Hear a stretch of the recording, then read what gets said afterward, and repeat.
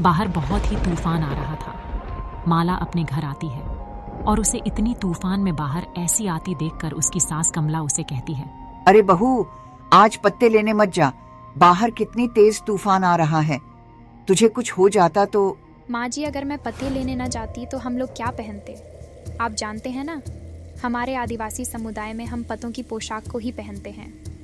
अगर आज मैं पत्ती ना पहनती तो हमें दिक्कत हो जाती है। बहू, ये बात तो सही है, अगर तुझे कुछ हो जाता तो मेरा क्या होता। दरअसल कमला और माला दोनों साथ में जंगलों में रहा करती थी। दोनों ही आदिवासी थे। लेकिन एक दिन जंगल में बहुत तेज तूफान आता है, जिसमें कमला अपनी बेटी और माला अपने पति को खो बैठती है। जिसके बाद कमला और माला अपना गुजर बसर करने के लिए शहर आ जाते हैं। शहर आने के बाद भी वो अपनी सभ्यता को नहीं बोलते और पत्ते के ही कपड़े पहना करते। एक दिन कमला माला से कहती है, बहू, मुझे तो ऐसा लगता है कि अब हमें कहीं आसपास कोई काम देख लेना चाहिए। अगर हम ऐसे ही घर पर बैठे रहे तो एक दिन भूखे मर जाएंगे।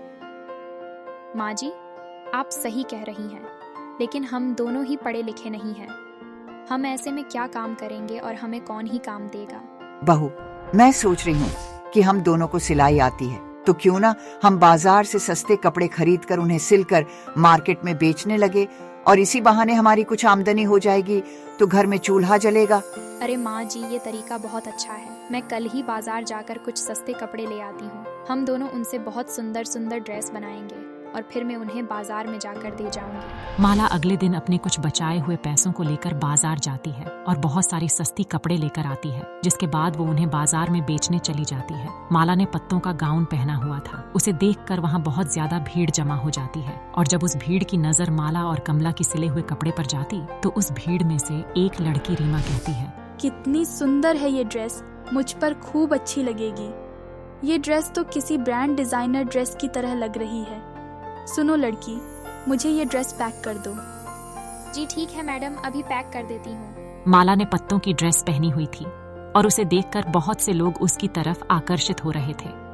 शाम तक माला की बहुत अच्छी कमाई हो जाती है और वो कमाई लेकर घर आती है और अपनी सास कमला को देते हुए कहती है, माँ जी, आपको पता है हमारी बहुत अच्छी कमाई हुई है और हर किसी को हमारी ड्रेस पसंद आ रही है। आपसे हम ऐसे ही कपड़े सिलेंगे और उन्हें बेचा करेंगे। हाँ बहू, तो सही कह रही है, हम दोनों मेहनत कर अपना गुजर बसर कर लेंगे। लेकिन तू जो ये पतों के कपड़े पहनकर बाहर जाती है कपड़े बेचने के लिए बाजार में, मुझे ये अच्छा नहीं लगता। जंगल की बात अलग थी बिटिया, लेकिन यहाँ शहरी लोगों का रहन सहन अलग है। तू भी अपने लिए कुछ कपड़े सिल ले। अरे नहीं नहीं माँ जी, आप कैसी बातें कर रहे हो? मेरी इस ड्रेस की वजह से ही तो लोग मेरी तरफ आकर्षित होते हैं और मुझसे कपड़े खरीदते हैं। अगर मैं यह ड्रेस नहीं पहनूंगी तो किसी का ध्यान मेरी ओर जाएगा ही नहीं, और फिर वो मेरे सिले हुए कपड़े भी क्यों देखेंगे? ठीक है मेरी बहू। अगले दिन सास बहू मिलकर फिर से बहुत सारे कपड़े सिलते हैं और माला ले जाकर उन्हें बाजार में बेचने लगती है। तभी वहाँ एक विनोद नाम का आदमी आता है और माला के कपड़ों को देखकर कहता है, अरे वाह, कितने सुंदर कपड़े हैं, ऐसा फैशन मैंने कहीं नहीं देखा। कितने का है ये? साहब, ये सब मैंने अपने हाथों से सिला है और 1000 रुपए की है ये ड्रेस। आपके लिए कौन सी पैक दूं? लाल वाली, गुलाबी वाली, नीली वाली? अरे नहीं, मैं तो उस ड्रेस की बात कर रहा हूँ जो तुमने पहना हुआ है। ये पत्तों की ड्रेस बहुत सुंदर है और आसपास कहीं मिलती नहीं है। मेरा विनती है, क्या तुम मेरे लिए भी ड्रेस बनाओ? जी साहब, क्यों नहीं, मैं जरूर आपके लिए ड्रेस सिलूंगी। वो आदमी ये बोलकर माला को 10 ड्रेस का ऑर्डर देकर चला जाता है और एडवांस पेमेंट भी करता है। माला खुशी खुशी घर आती है और अपनी सास को यह बताती, देखा ना आपने माँ जी, आखिर मेरी ड्रेस लोगों को इतनी पसंद आई कि उन्होंने मुझे पत्तों की ड्रेस सिलने का ऑर्डर दिया है। यह तो मुझे पहले से ही बहुत अच्छे से बनानी आती है। आखिर हम अपने आदिवासी समाज में यही तो पहनते थे।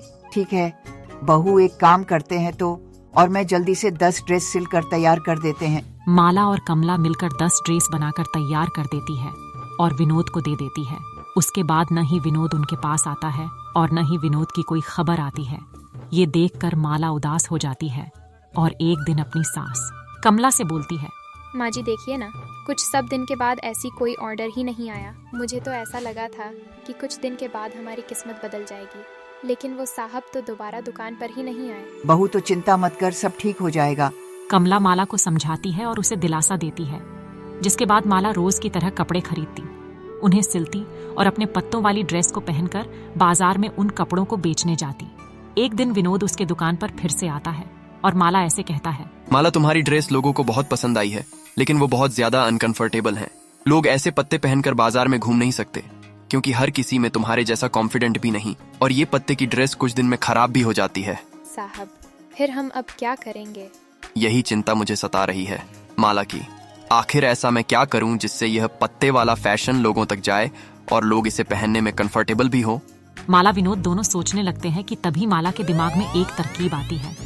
अरे साहब, अगर हम पत्तों की प्रिंट वाली ड्रेस बनाकर बेचे तो लोगों को पत्तों वाला फैशन भी मिल जाएगा और लोग ने पहनने में झिझक भी महसूस नहीं करेंगे और वो पत्ते खराब भी नहीं। ठीक है, लेकिन इसके 3 सैंपल तुम्हें मुझे फिल्म में बनाकर देने होंगे, क्योंकि मेरा पहले ही बहुत नुकसान हो गया है। अगर वो सैंपल पास हुए और मेरे पास डिमांड रही तो मैं तुम्हें अपने पास ही नौकरी पर रख लूंगा। ठीक है साहब, मुझे मंजूर है। और उसके बाद अपने घर आती है और अपनी सास कमला को सब कुछ बताती है, जिसके बाद कमला और माला मिलकर बाजार से पत्ते जैसे प्रिंट का कपड़ा खरीद कर लाते हैं और उसे पत्तों के 3 गाउन बनाते हैं, जो कि दिखने में बहुत सुंदर थे। माला उन 3 गाउन को विनोद को दे देती है, लेकिन कुछ दिनों तक अब भी विनोद वापस नहीं आता और माला फिर से उदास हो जाती है। अब वो हिम्मत हार चुकी थी और वो अपनी सास को कहती है, माँ जी, देखिए ना विनोद भाई साहब फिर से हमारी दुकान पर नहीं आए। मुझे लगता है इस बार भी हमारा काम नहीं चला। अरे कोई बात नहीं बहू, अगर काम नहीं चला तो क्या हुआ, हमने कोशिश तो की। कमला माला को एक बार और फिर समझाती है। ऐसे ही ठीक 2 दिन बाद विनोद माला का घर ढूंढते हुए उसके घर तक आ पहुंचता है और घर में आकर माला और कमला से कहता है, माला, तुम्हारी पत्तों वाली ड्रेस क्लाइंट को बहुत पसंद आई है और उन्होंने मुझे बल्क में ऑर्डर दिया है। यहाँ तक कि तुम्हारी पत्तों वाली ड्रेस विदेश में बेचने की बात चल रही है। क्या आप सच कह रहे हैं? मुझे तो लगा मेरी पोशाक इस बार भी नहीं बिके, इसलिए आप इतने दिनों से गायब थे। नहीं, मैं तो क्लाइंट ऐसी डील फाइनल कर रहा था। तुम्हारी ड्रेस सबको बहुत पसंद आई है और उसकी बहुत डिमांड आ रही है। माला ये सुनकर बहुत खुश हो जाती है, जिसके बाद माला के दिन ही बदल जाते हैं और वो विनोद की कंपनी में काम करने लगती है। धीरे धीरे कंपनी इतनी तरक्की करती है कि विनोद उसे पार्टनर बना लेता है। अब माला और कमला किराए के घर से अपने घर में शिफ्ट हो जाते हैं। माला के सिले गए कपड़े या विदेशों में भी बिकने लगते हैं, लेकिन माला और कमला अपनी सभ्यता नहीं छोड़ते।